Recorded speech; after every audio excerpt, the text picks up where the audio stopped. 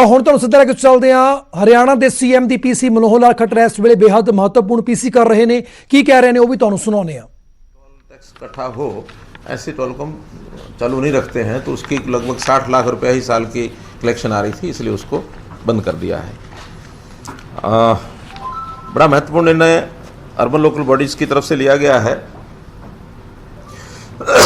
सभी urban local bodies के areas में ऐसी प्रॉपर्टीज़ खास करके दुकानें जो 20 वर्ष से भी पहले से किसी न किसी किराएदार के पास थी, अर्थात सन 2000 से पहले इन्होंने ली हुई थी, उनके किराए लीज रेट ये सब चल रहे थे, ऐसे सब के लिए पॉलिसी बनाई है कि वो उसको ख़रीदना चाहें तो ख़रीद सकते हैं। और उस ख़रीदने के लिए रेट्स तय किए हैं कि जो कलेक्टर रेट है उस एरिया का, जो कमर्शियल कलेक्टर रेट है, उस कलेक्टर रेट से यदि 20 साल से लेकर 25 साल तक उनके पास पोजीशन है तो उसमें 80% उस रेट के ऊपर वो ले सकते हैं, अर्थात 20% की छूट दे दी है। और 25 से 30 साल का अगर कब्जा है तो 25% की छूट दे दी, अर्थात 75% पर ले सकते हैं।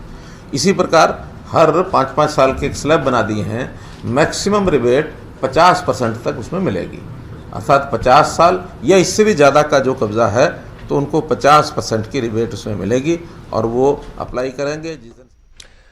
तो हरियाणा के सीएम इस वेले पीसी कर रहे सी और दस रहे किस तरीके नवी पॉलिसी लियांदी गई, जिस तहत तो जिस जिन्ना पुराना कब्जा होगा अगर वो दुकान या प्रॉपर्टी लैना चाहता है तो उसको रिबेट दी जाएगी। खैर गल करते सी केएमपी के उपर स्थिति इस वेले तनावपूर्ण बनी है क्योंकि आमो सामने हो गए हैं किसान और पुलिस प्रशासन वाले, क्योंकि टोल मुड़ तो चालू करवा दिता गया और अज किसान उसका विरोध करने के लिए केएमपी के उपर वड्डी गिणती के इकट्ठे हुए हैं और मुड़ तो इस टोल प्लाजे को बंद करने के लिए अड़े हुए हैं। और अजिहे स्थिति है जी बेहद तनावपूर्ण बनी हुई है। तो तस्वीरां भी तुहानूं दिखा रहे हैं असीं केएमपी दी ने किस तरीके वड्डी गिणती दे उत्ते किसान पहुंचे हुए हैं। हालांकि पुलिस प्रशासन के वल्लों भी उन्होंने समझाउण की कोशिश की जा रही है। तो मामले दे विच अपडेट लेने इस वेले की स्थिति है, साडे सहयोगी प्रदीप जुड़े हुए हैं फोन लाइन पर। प्रदीप, जैसा कि देख रहे हैं कि तस्वीरों में साफ चल रहा है किस तरीके से वहां पर स्थिति है जो वो तनावपूर्ण बनी हुई है, पर इस टाइम पे इस मामले को लेकर पूरी अपडेट क्या है?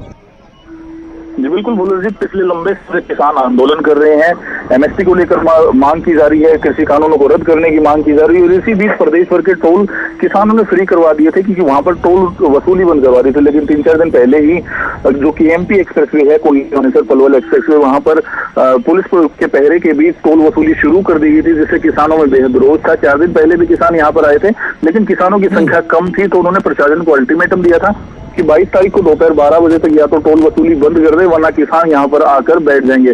फिलहाल भारी संख्या में किसान केएमपी पर मौजूद हैं और आमने सामने बने हुए हैं। फिलहाल जो टोल फ्री करवाने के लिए किसान यहाँ पर पहुंचे हैं, उन्होंने धरना भी जो टोल प्लाजा है उसके पास ही शुरू कर दिया है।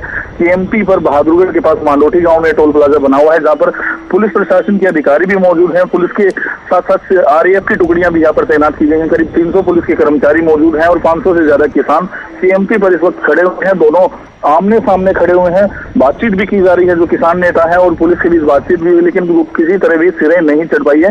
किसान अड़े हुए हैं कि वो टोल फ्री करवा कर ही दम लेंगे और जब तक वापस नहीं जाएंगे जब तक प्रशासनिक अधिकारी यहाँ पर टोल वसूली नहीं रोक देते हैं। जी बुल्लर जी। जी बिल्कुल प्रदीप, तो फिलहाल के लिए बहुत धन्यवाद। किसान अड़े हुए जब तक टोल मुड़ तो बंद नहीं होता उन्नी देर तक वो उत्थे ही डटे रहणगे, जिहदे पुलिस प्रशासन वड्डी गिणती उत्ते पहुंचे और उन्होंने वालों लगातार जिहड़ा किसानों को समझाउण की कोशिश की जा रही है, पर किसान कह रहे हैं कि वो किसी भी हाल दे विच स्टोर नूं नहीं चलण देणगे।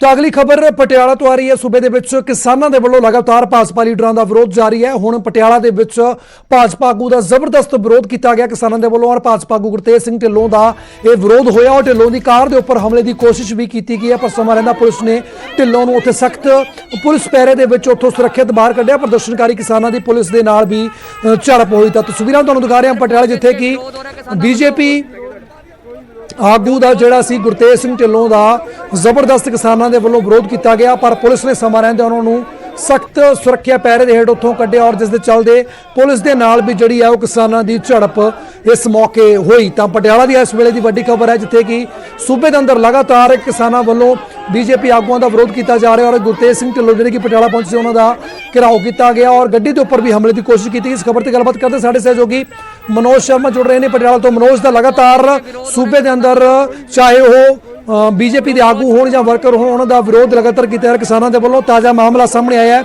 ਕੀ ਅਪਡੇਟ ਔਰ ਹੁਣ ਤਾਜ਼ਾ ਸਥਿਤੀ ਕੀ ਹੈ ਇਸ ਵੇਲੇ? ਕੁਲਦੀਪ ਜੀ, ਮੈਂ ਦੱਸ ਦਿਆਂ ਕਿ ਜਿਹੜੇ ਭਾਜਪਾ ਦੇ ਆਗੂ ਨੇ ਪਟਿਆਲਾ ਦੇ ਵਿੱਚ ਨੁੱਕੜ ਮੀਟਿੰਗਾਂ ਕਰਨ ਲੱਗੇ ਹੋਏ ਨੇ, ਜਦਕਿ ਹਾਲਾਤ ਇਹ ਨੇ ਕਿ ਕਿਸਾਨਾਂ ਦੇ ਵੱਲੋਂ ਉਹਨਾਂ ਦਾ ਵਿਰੋਧ ਕੀਤਾ ਜਾ ਰਿਹਾ ਹੈ। ਕਿਸਾਨਾਂ ਨੇ ਪਹਿਲੀ ਚੇਤਾਵਨੀ ਦਿੱਤੀ ਸੀ ਕਿ ਕਿਸੇ ਵੀ ਭਾਜਪਾ ਆਗੂ ਦਾ ਸੀ ਉਦੋਂ ਤੱਕ ਵਿਰੋਧ ਕਰਾਂਗੇ ਜਦ ਤੱਕ ਕਿ ਕਾਨੂੰਨ ਰੱਦ ਨਹੀਂ ਹੋ ਜਾਂਦੇ। ਪਹਿਲਾਂ ਹਰਜੀਤ ਸਿੰਘ ਗਰੇਵਾਲ ਦੇ ਵੀ ਕੁਝ ਦਿਨ ਪਹਿਲਾਂ ਇੱਥੇ ਬੁੱਢੇਲਾ ਮੰਦਿਰ ਉਹਦੇ ਵਿੱਚ ਆਉਂਦੀ ਜਦੋਂ ਸੂਹ ਮਿਲੀ ਸੀ ਕਿਸਾਨਾਂ ਨੂੰ ਤਾਂ ਹਰਜੀਤ ਸਿੰਘ ਗਰੇਵਾਲ ਉੱਥੇ ਚਲੇ ਗਏ ਸੀ। ਅੱਜ ਜਦੋਂ ਕਿਸਾਨਾਂ ਨੂੰ ਪਤਾ ਲੱਗਿਆ ਕਿ ਜਿਹੜੇ ਗੁਰਤੇਜ ਸਿੰਘ ਢਿੱਲੋਂ ਨੇ ਆਪਦੇ ਆਪ ਨੂੰ ਭਾਜਪਾ ਦਾ ਉਮੀਦਵਾਰ ਦੱਸਣ ਦੀ ਕੋਸ਼ਿਸ਼ ਕਰਕੇ ਲੋਕਾਂ ਨਾਲ ਨੁੱਕੜ ਮੀਟਿੰਗਾਂ ਕਰ ਰਹੇ ਤੇ ਮੰਦਿਰ ਦੇ ਵਿੱਚ ਆ ਰਹੇ ਨੇ, ਤਾਂ ਕਿਸਾਨ ਉੱਥੇ ਪਹੁੰਚ ਗਏ ਤੇ ਉਹਨਾਂ ਨੇ ਇਹਨਾਂ ਦਾ ਵਿਰੋਧ ਕਰਨਾ ਸ਼ੁਰੂ ਕਰ ਦਿੱਤਾ।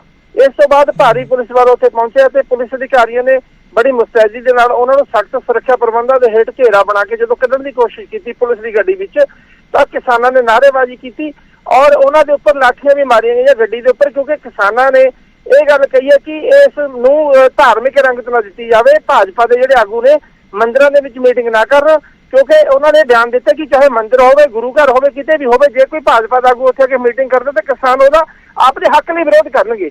ਤੇ ਇਸੇ ਕਰਕੇ ਅਸੀਂ ਸਾਫ਼ ਚੇਤਾਵਨੀ ਦਿੰਦੇ ਹਾਂ ਕਿ ਅੱਗੇ ਤੋਂ ਵੀ ਜੇ ਭਾਜਪਾ ਦਾ ਕੋਈ ਆਗੂ ਕਿਸੇ ਵੀ ਧਾਰਮਿਕ ਸਥਾਨ 'ਚ ਆਊਗਾ ਉੱਥੇ ਉਹਦਾ ਵਿਰੋਧ ਕੀਤਾ ਜਾਊਗਾ, ਬਾਜ਼ਾਰਾਂ 'ਚ ਵਿਰੋਧ ਕੀਤਾ ਜਾਊਗਾ, ਹਰ ਜਗ੍ਹਾ ਵਿਰੋਧ ਹੋਊਗਾ।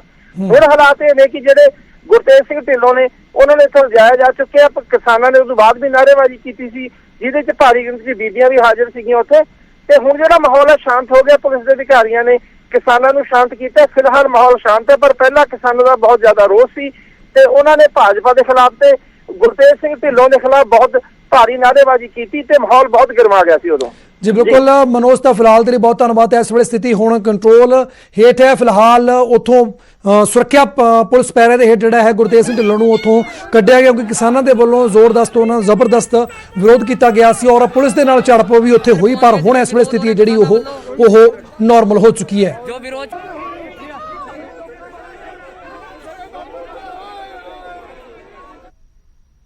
ਤਾਂ ਉਧਰ ਆਕਸੀਜਨ ਸੰਕਟ ਦੇ ਵਿਚਾਲੇ ਅਰਵਿੰਦ ਕੇਜਰੀਵਾਲ ਦਾ ਵੱਡਾ ਬਿਆਨ ਸਾਹਮਣੇ ਆਇਆ। ਉਹਨਾਂ ਨੇ ਕਿਹਾ ਕਿ ਸਾਰੇ ਸੂਬਿਆਂ ਨੂੰ ਇਸ ਮੌਕੇ ਮਿਲ ਕੇ ਇਸ ਕੋਵਿਡ ਦੇ ਨਾਲ ਲੜਨਾ ਹੋਵੇਗਾ। ਉਹਨਾਂ ਨੇ ਕਿਹਾ ਕਿ ਬਾਰਡਰ ਵੇਖ ਕੇ ਇਹ ਬਿਮਾਰੀ ਨਹੀਂ ਫੈਲਦੀ, ਇਹ ਸਾਰੇ ਪਾਸੇ ਇਸ ਬਿਮਾਰੀ ਹੈ ਜਿਹੜੀ ਉਹ ਕਹਿਰ ਬਰਸਾ ਰਹੀ ਹੈ ਔਰ ਅਜਿਹੇ ਦੇ ਵਿੱਚ ਸਭ ਨੂੰ ਇੱਕ ਮਿਕ ਹੋ ਕੇ ਇਸ ਦਾ ਮੁਕਾਬਲਾ ਕਰਨਾ ਚਾਹੀਦਾ। ਉਹਨਾਂ ਨੇ ਕਿਹਾ ਕਿ ਦੇਸ਼ ਸੂਬਿਆਂ ਦੇ ਵਿੱਚ ਵੰਡ ਗਿਆ ਤਾਂ ਭਾਰਤ ਨੂੰ ਕੌਣ ਬਚਾਏਗਾ। ਤਾਂ ਕਈ ਸਵਾਲ ਵੀ ਖੜੇ ਕੀਤੇ ਨੇ ਕੇਜਰੀਵਾਲ ਨੇ। ਉਹਨਾਂ ਨੇ ਕਿਹਾ ਕਿ ਇੱਕ ਦੂਜੇ ਦੀ ਮਦਦ ਕਰਾਂਗੇ ਤਾਂ ਹੀ ਭਾਰਤ ਬਚੇਗਾ। ਉਹਨਾਂ ਨਾਲ ਹੀ ਕਿਹਾ ਕਿ ਦਿੱਲੀ ਦੇ ਵਿੱਚ ਆਕਸੀਜਨ ਦੀ ਅਜੇ ਭਾਰੀ ਘਾਟ ਹੈ ਔਰ ਹਾਲਾਤ ਨੂੰ ਸੰਭਾਲਣ ਦੇ ਲਈ ਅਸੀਂ 24 ਘੰਟੇ ਕੰਮ ਕਰ ਰਹੇ ਹਾਂ। ਪਿਛਲੇ 2-3 ਦਿਨਾਂ ਵਿੱਚ ਕੇਂਦਰ ਨੇ ਸਾਡੀ ਕਾਫੀ ਮਦਦ ਵੀ ਕੀਤੀ ਹੈ।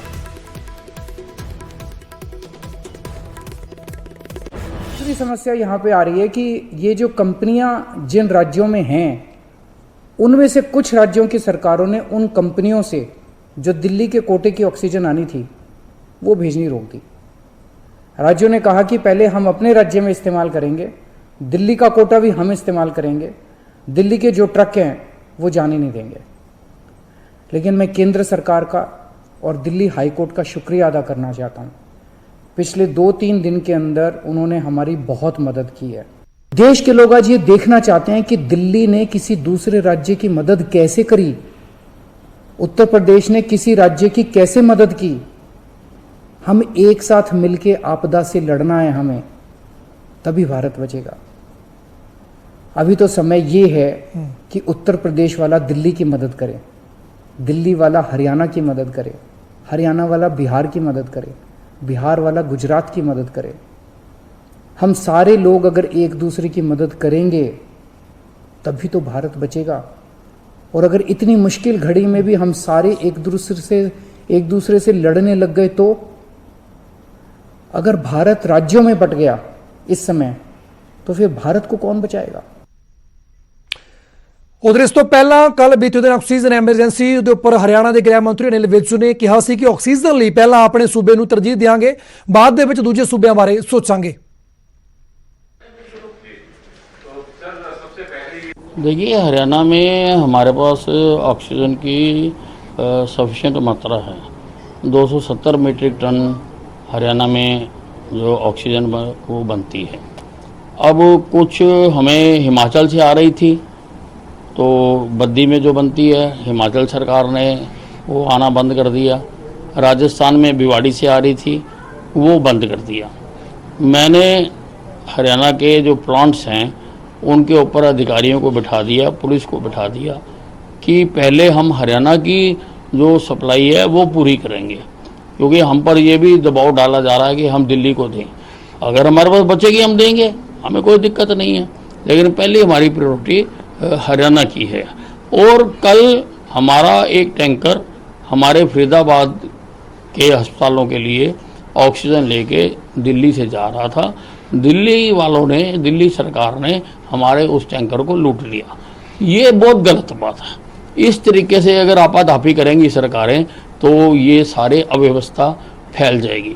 हालांकि अब मैंने आदेश जारी कर दिए कि जो भी टैंकर जाएगा वो पुलिस एस्कॉर्ट के साथ जाएगा ताकि ऐसी घटना ना हो। लेकिन इस प्रकार से धक्के से किसी टैंकर से गैस निकाल लेना ये बहुत निंदनीय बात है। कोशिश की है, लेकिन वहां जमीन पे स्थिति नहीं बदल रही है।